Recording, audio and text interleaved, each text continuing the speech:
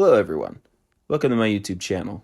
My name is Dak, and today I'm going to be talking about the first half of Aquamoon. Now, what's Aquamoon, I might hear some of you asking yourselves. Well, it's sort of like Barbieheimer, except instead of Barbie and Oppenheimer, two of the biggest movies of the year, it's Aquaman and the Lost Kingdom and Rebel Moon Part 1, two movies that are, let's just say, not nearly as impactful or well received. So today we're going to be talking about the first part, which is Aquaman and the Lost Kingdom. Now, this movie is particularly interesting, not for what happens in it, but rather what it represents. It's the last movie, officially, of the DCEU, the DC Extended Universe, which began in 2013 with Man of Steel. And that means we are now living in a post-DCEU world, which the universe itself wasn't very successful overall, but it's the end of an era, and, that's worth remarking on, in my opinion. Now, this movie has been through it. It went through multiple changes of leadership at Warner Brothers and DC. It went through quite a few reshoots, 3 rounds of reshoots, I believe, which is pretty unusual for a movie like this. Any movie, really. And allegedly, the movie tested so poorly with test audiences that people were walking out of it, which I've personally never heard of that happening before. And it may not be true, mind you, but still, it's worth noting. And on top of that, you had the controversy surrounding Amber Heard, which I'm really not going to get into here. I'm really not interested in discussing that. But that controversy was also poisoning the reputation of this movie. But were these just rumors? Was the movie really that bad? Or was it going to be a surprise hit for DC and Warner Brothers? Well, sort of neither, actually. So let's start off with some positives, shall we? So, to start off, this story for the Aquaman and the Lost Kingdom is a pretty natural progression from the first movie.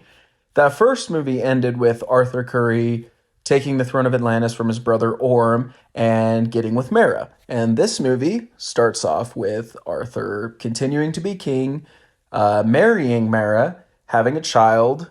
Black Manta is continuing his role as the villain, except this time he's the main villain instead of the secondary villain, which was the case with the first movie. And he actually has to team up with his brother Orm in order to beat Black Manta.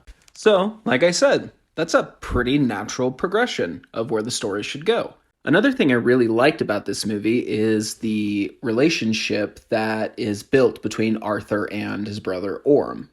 The first movie had them go from estranged brothers to rivals for the throne of Atlantis, and this movie sees them sort of kindling a real relationship, a real brotherly relationship. Sort of reminded me a lot of Rocky 3, where Rocky Balboa has to team up with Apollo Creed, who was the villain of the first 2 movies, in order to beat the villain of that movie, who was Clubber Lang. I don't know, there's just something about old rivals becoming friends that I really dig. I love when movies, shows, and games do something like that. Another thing this movie does really well is the action, which shouldn't come as a surprise to anybody. The first movie, the best part for a lot of people was the action, were the fight scenes, and that's still true in this movie, especially the final confrontation between Black Manta and Aquaman. That was just chef's kiss. Speaking of that final confrontation with Black Manta and Aquaman, I really loved how that confrontation ended. I won't get into spoilers here, but if you know, you know. The way it ends is perfectly in line with both characters. It calls back to the first movie with their first encounter in a really nice way, and it was a good send-off for Black Manta, so props there. Now, with all that being said, none of those were enough to elevate this movie all that much. Like I hinted at earlier, it's not a terrible film. Like, I've seen plenty of worse movies, and I've seen plenty of worse comic book movies, but this movie is just really not that good. Now, first, we're going to talk about the humor. Now, it's not like there was no humor in the first movie. You know, that first movie was pretty lighthearted. There was a lot of jokes, there was a sense of adventure, and that all continues into this movie. So it's not like a total like tonal shift that's just shocking to the senses, but there is a lot more humor in this movie, and very, very, very, very little of it actually ends up landing. And the humor in the first movie is not the strongest part of that movie.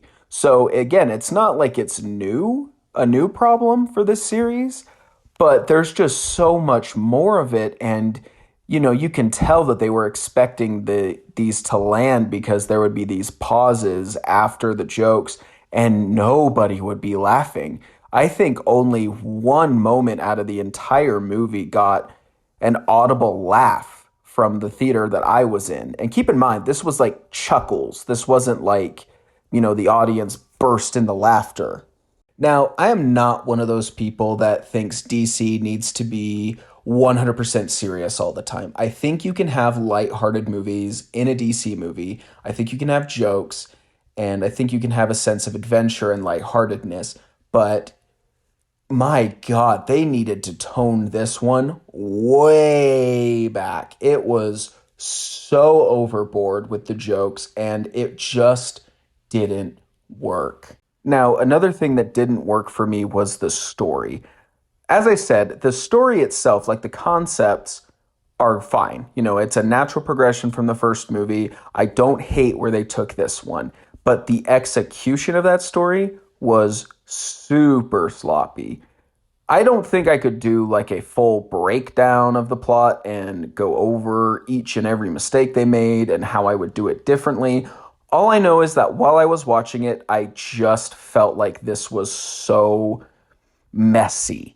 And while the reshoots weren't like Justice League level of bad and intrusive and noticeable, I could kind of feel some moments where it felt like this was a reshoot, because there were some scenes that were just huge exposition dumps.